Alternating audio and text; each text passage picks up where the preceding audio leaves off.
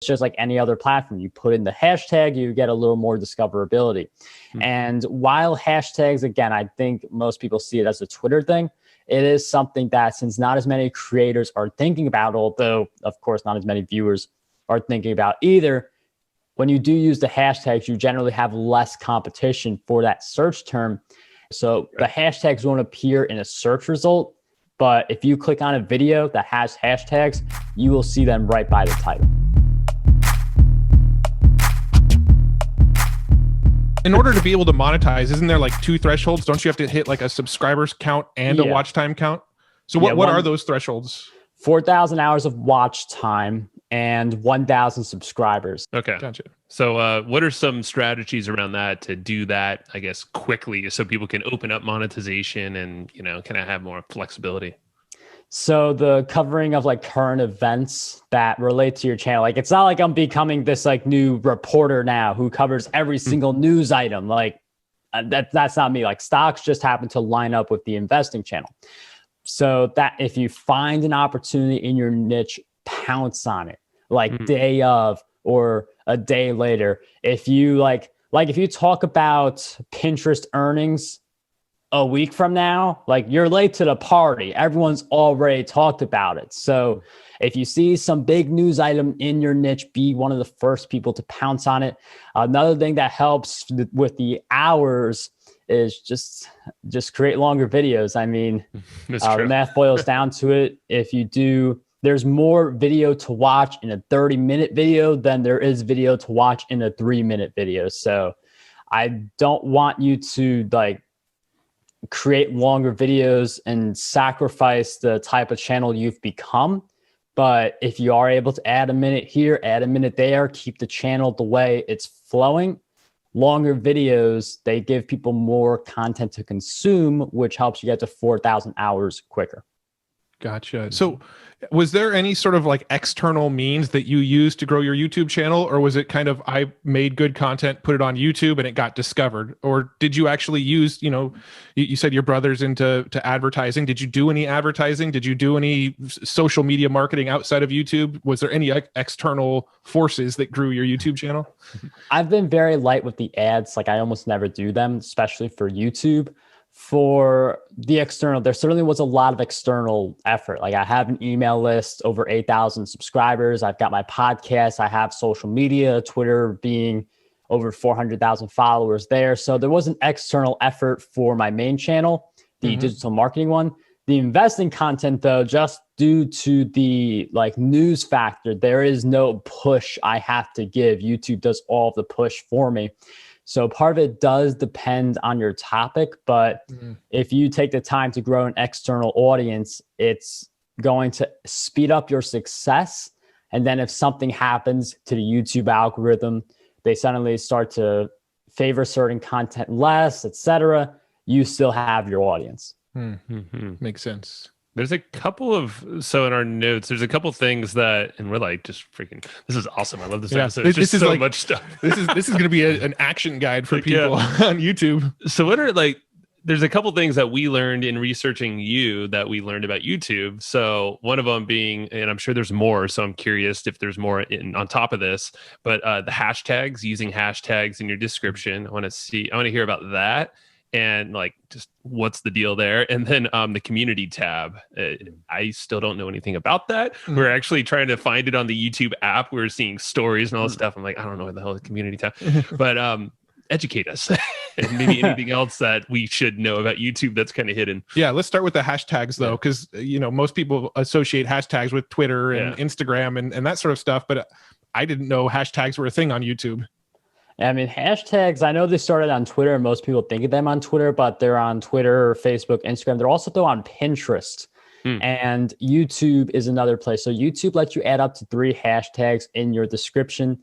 It just gives you some extra visibility. So you've got your favorite tags like the digital marketing, content marketing, social media marketing, as I mentioned in the earlier example. you could do at the very bottom of the description of the video, hashtag digital marketing, hashtag content marketing, hashtag social media marketing. And some of the videos that use those hashtags, it's just like any other platform. You put in the hashtag, you get a little more discoverability. And while hashtags, again, I think most people see it as a Twitter thing, it is something that, since not as many creators are thinking about, although of course not as many viewers are thinking about either, when you do use the hashtags, you generally have less competition for that search term. And if you do put the hashtags, the 3 hashtags will appear right on top of your title when someone views your video. So the hashtags won't appear in a search result, but if you click on a video that has hashtags, you will see them right by the title. And you could put that pretty much anywhere in the description, or does it have to be like anywhere in the description? So with those hashtags, are you using like TubeBuddy and using similar keywords to what you did with your keyword tagging, or how are you picking the hashtags? Yeah, I'll use just like I did with, I focus more on the vidIQ. So I'll focus on stuff I use in the title. So if content marketing strategy is in the title, that's going to be its own hashtag. And I could usually do that with at least 2 of the hashtags, sometimes all 3. For the third one, I'll just pick something that showed up in TubeBuddy and also has a good score through vidIQ. Gotcha. That's cool. All right. So the community tab, that's another one that, what is it and how can that benefit us as well for growth? So the community tab is something like in between Facebook posts and a tweet. So that's just the way I like to think of it. Pretty much you get to write to your audience. So the only way that in the past you could communicate with your YouTube audience was you had to create a whole video. And there are some messages where it doesn't make sense to do a video. You could just write a few sentences.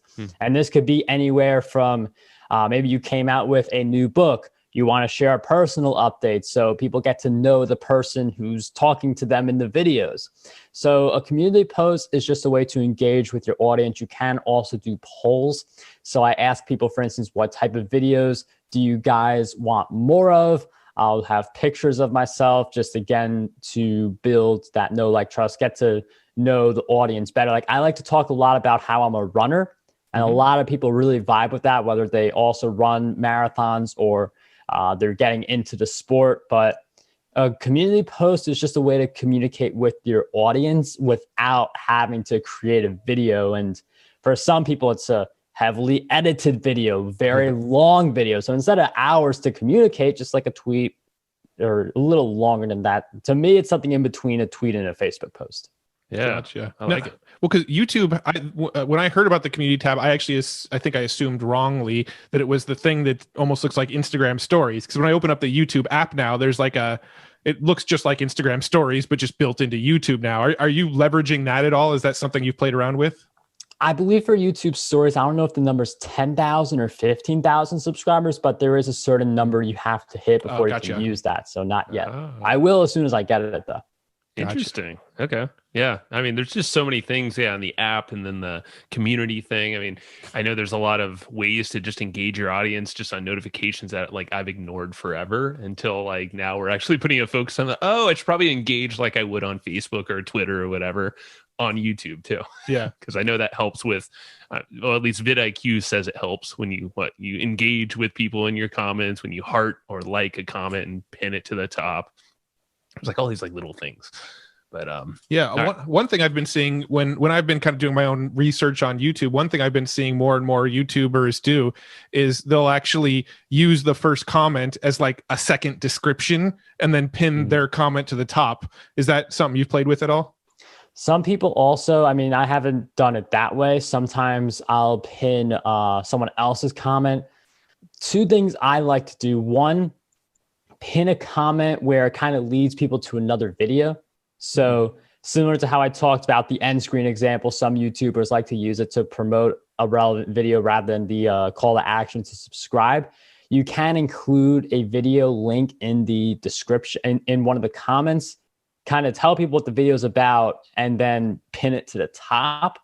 Or you can pin to the top your affiliate link. So let's say you're talking about ConvertKit and you want to, have that link there. You can throw it in the description and get sales that way, but you can also mention it in a comment. And just based on my experience as a viewer, because I don't just create the videos, I also watch a lot of other people's videos, not just for the entertainment value and the education, but also for I want to see what I do as a YouTube viewer to get a better idea of what people are doing on my videos. I go through the comments very frequently, and everyone who goes through the comments sees that first comment. So you can have your ConvertKit affiliate link there. You can promote a book or a course link. So there's a lot you can do with that pinned comment.